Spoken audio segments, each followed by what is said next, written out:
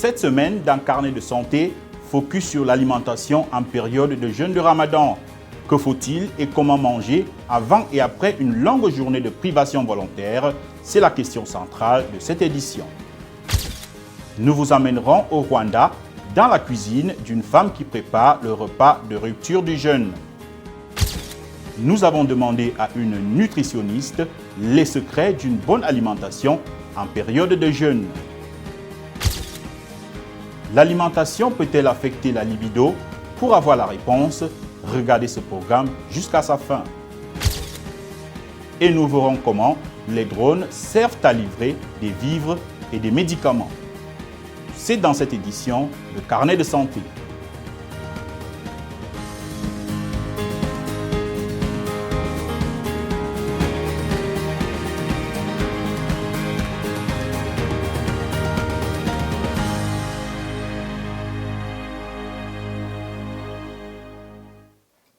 Salut à toutes et à tous, bienvenue dans cette nouvelle édition de Carnet de santé.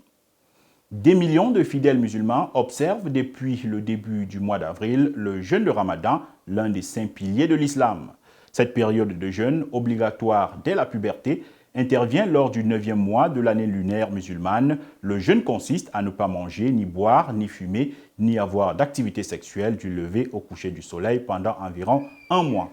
Priver l'organisme d'eau et de nourriture pendant toute une journée est une épreuve qui peut s'avérer redoutable pour le corps humain. En outre, la tentation de se gaver sans limite au moment de la rupture du jeûne peut être très grande. Pour les femmes au foyer et autres ménagères, préparer le repas de rupture du jeûne n'est pas une sinécure tant leurs familles peuvent être exigeantes et les qualités ainsi que les quantités peuvent varier par rapport aux autres périodes de l'année. Rendons-nous au Rwanda sur les pas et dans la cuisine d'une femme qui prépare ce repas appelé iftar pour la rupture du jeûne. C'est dans ce reportage relaté par Dini Kapumbuvila. Ramadan, le mois sacré de l'islam, plus connu pour 2 choses, le jeûne et la cuisine délicieuse. Il y a le repas pris avant le lever du soleil, appelé suhoor, et celui du soir pour rompre le jeûne d'une journée, appelé iftar. Nous commençons au marché de Kigali, Rwanda, où Saoudani Ira Shirambere s'assure que cette botte d'ail est ferme et n'a pas une odeur trop forte. Tout ce qu'elle achète aujourd'hui servira à préparer le repas du soir. Il existe une méthode pour rompre le jeûne. Après le jeûne, il est bon de prendre des fruits en premier. Des fruits, de l'eau ou juste du jus. Vous pouvez aussi prendre des légumes ou de la salade. Les experts disent que ce lent début de rupture vous empêche d'avoir une indigestion, de trop manger et même de vous étouffer. Donc même si vous avez faim, ils recommandent de prendre du temps. Préparer la nourriture en toute sécurité nécessite également d'être patient. Il est important de tout laver soigneusement pour se débarrasser de tous les germes qui pourraient vous rendre malade, comme Salmonella ou E. coli. Matoke est un des plats préférés au Rwanda. Facile à digérer, il peut faire partie de n'importe quel repas de la journée. Nous allons préparer notre repas du soir. Nous avons des bananes plantains, nous avons des pommes de terre, nous avons du manioc et tous ces légumes, des tomates, des carottes, des légumes feuilles, des oignons, des piments épicés et de l'huile.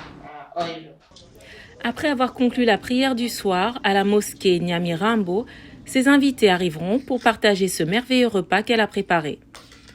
Les effets de ce jeûne sur la santé s'étendent également à la santé mentale. C'est un moment où les gens qui l'observent sont encouragés à se connecter avec leur famille et leur communauté. Cela a été perturbé par la pandémie de Covid-19 et les gens ont dû limiter les contacts en personne et trouver d'autres moyens de se connecter. Certains experts disent que l'un des inconvénients du jeûne est la possibilité d'une irritabilité accrue, mais il peut également vous donner un sentiment accru d'accomplissement, de récompense, de fierté et de contrôle. Ils avertissent également toute personne souffrant d'un trouble de l'alimentation ou d'une maladie mentale grave de consulter son médecin avant de participer au jeûne.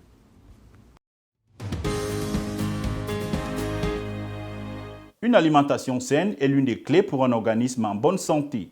Se priver de nourriture ou ne pas manger équilibré peut avoir des conséquences sur le fonctionnement du corps humain. Nous avons demandé à une nutritionniste de nous donner les astuces pour bien manger pendant la période de Ramadan et préserver sa santé. Zainab Issa Abdoulaye est nutritionniste à Abuja, au Nigeria.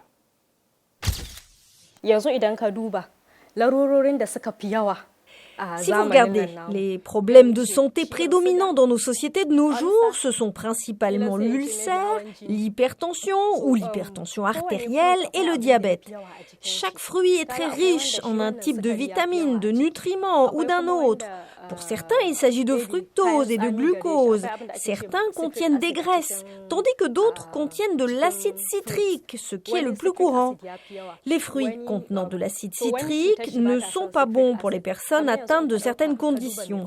Par exemple, si quelqu'un a des ulcères et consomme du citron vert ou du citron amer ou de l'ananas, cela affectera la muqueuse de son estomac et aggravera l'ulcère.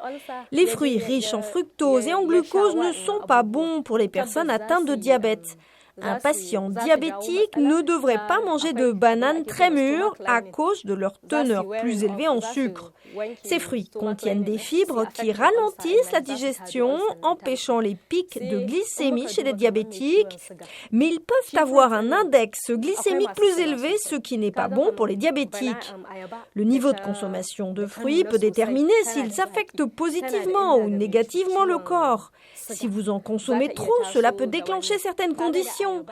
Par exemple, si vous souffrez de diabète et que vous mangez une petite quantité de fruits, cela peut ne pas vous affecter par rapport à une consommation excessive. Si vous souffrez d'hypertension ou d'hypertension artérielle et que vous mangez une banane, c'est fantastique, car les bananes abaissent le taux de sodium dans le sang.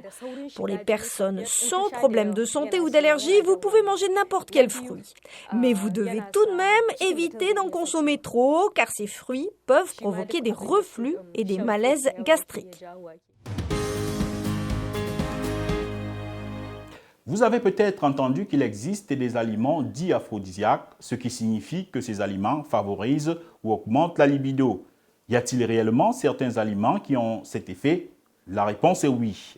Selon certains experts, un régime végétal et comprenant des protéines maigres, limitant le sucre et les graisses saturées, peut aider à réduire les problèmes de libido tels que les troubles d'hormones et le syndrome métabolique. Mais il y a aussi certains aliments en particulier communément présentés comme aphrodisiaques, comme les huîtres. Leur teneur élevée en zinc peut élever les niveaux de testostérone chez les hommes selon une étude publiée en 2018. Une autre étude suggère que l'arginine, un acide aminé présent dans les aliments riches en protéines tels que le poulet, le lait et les aliments à grains entiers peuvent aider à traiter les dysfonctions érectiles légers à modérées. Et les pommes, qui sont riches en quercétine, un antioxydant et un type de flavonoïde qui favorise la circulation du sang sont utilisés dans le traitement de la dysfonction érectile et 500 mg par jour peuvent abaisser la tension artérielle.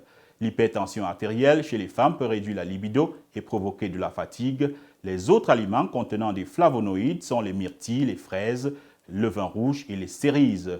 En somme, oui, il existe des aliments qui ont des effets bénéfiques pour la libido. Les cas de Covid-19 ont été sous-évalués en Afrique selon un rapport de l'OMS. Depuis le début de la pandémie, environ 2/3 des Africains ont contracté le virus, 97 fois plus que les cas officiellement notifiés. Au moment où certains pays lèvent les restrictions anti-Covid, le docteur Matidisho Moeti, directrice régionale de l'OMS pour l'Afrique, leur adresse ce message. Notre analyse est une preuve claire de la circulation importante et continue du virus à l'origine du Covid-19 parmi les habitants du continent. Cela s'accompagne d'un risque accru de variants plus mortels qui peuvent submerger l'immunité existante. La vaccination contre le Covid-19 reste notre meilleure défense. Bien que nous sachions que les personnes qui ont eu le Covid-19 bénéficient d'un certain degré d'immunité, il est peu probable que ce soit universellement comparable à l'immunité scientifiquement établie délivrée par le vaccin. Les cas de Covid-19 sont en augmentation dans plusieurs pays, notamment en raison de la propagation du sous-variant BA2 d'Omicron.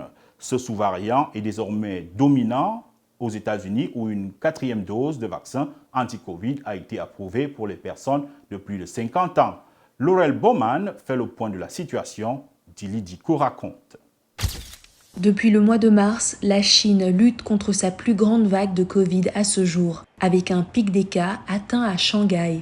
Le gouvernement a confiné la ville de plus de 24 millions d'habitants et exige des tests en masse. Les transports en commun sont maintenant suspendus et les rues autrefois animées sont en grande partie vides. Au Royaume-Uni, les files d'attente sont longues dans les aéroports et les avions sont bloqués au sol par les maladies du personnel aérien.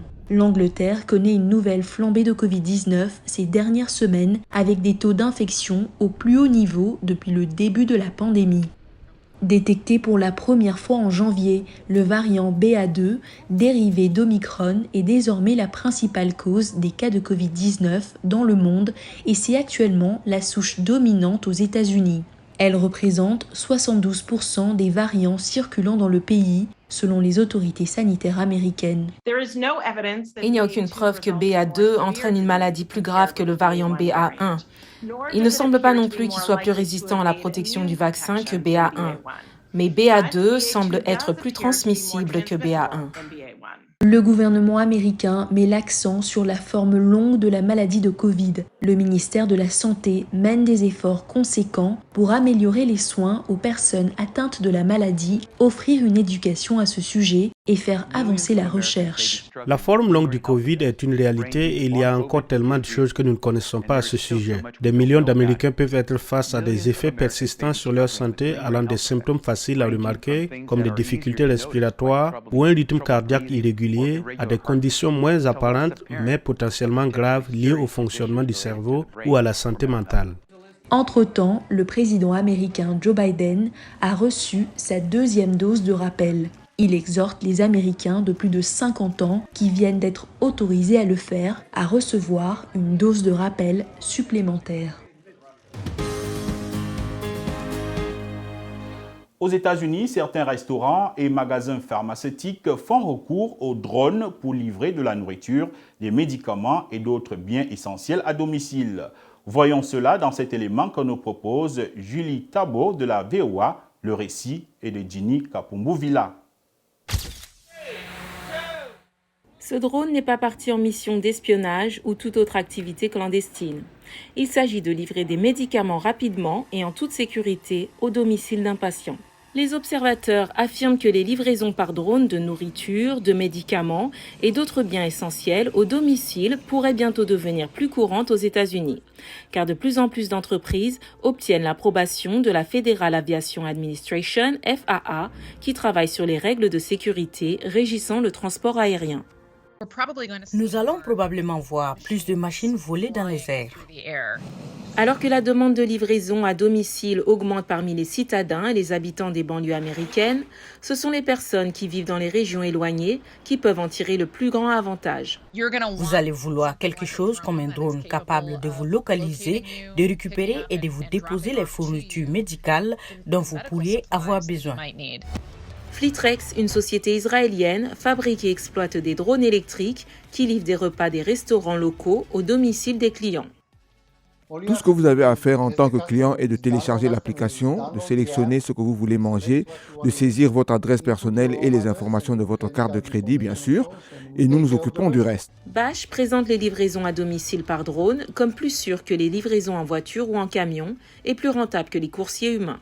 Avant de fonder Fleetrex, il était le fondateur d'une société qui a lancé la première mission robotique interplanétaire privée vers la Lune. Ainsi, au lieu de voler vers la Lune à 320 000 km, nous volons vers les arrière-cours des gens à 200 pieds au-dessus du sol. Aux États-Unis, les drones Fleetrex opèrent actuellement sur 3 sites en Caroline du Nord. Notre émission tire à sa fin. Pour plus d'informations sur la santé, rendez-vous sur notre site web voaafrique.com. Vos questions et réactions sont toujours les bienvenues sur la page Facebook de VOA Afrique. Merci de votre fidélité à Carnet de Santé. Prenez soin de votre santé. À très bientôt.